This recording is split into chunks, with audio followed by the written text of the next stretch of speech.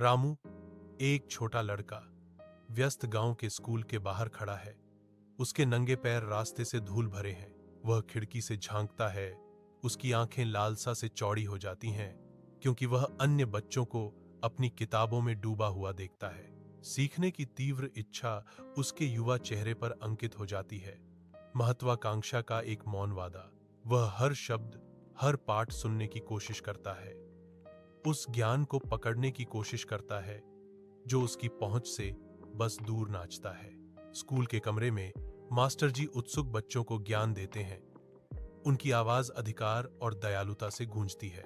खिड़की के बाहर रामू शांत समर्पण में खड़ा है, हर शब्द को आत्मसात कर रहा है। उसका चेहरा गंभीर ध्यान से चमक रहा है। मास्टर जी की नजरें खिड़की से रामू से मिलती हैं। उनके अंदर पहचान और प्रशंसा की एक चिंगारी भड़क उठती है। रामू, इधर आओ, वह पुकारते हैं। रामू मास्टर जी के सवालों का जवाब अचूक सटीकता से देता है, जिससे उन्हें गर्वित मुस्कान मिलती है और गर्मजोशी से स्वागत होता है।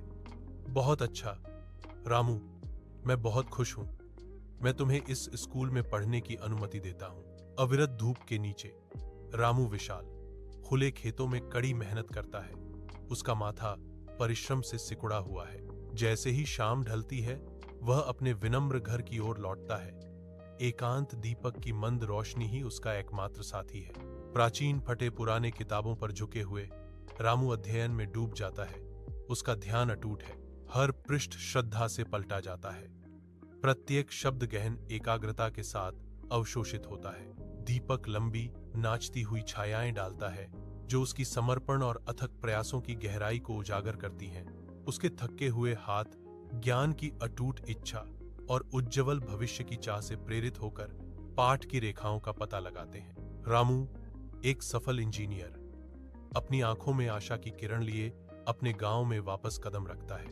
गांव के बच्चे इकट्ठा होते हैं। उनके चेहरे जिज्ञासा और प्रशंसा से चमकते हैं। तुमने यह सब कैसे किया?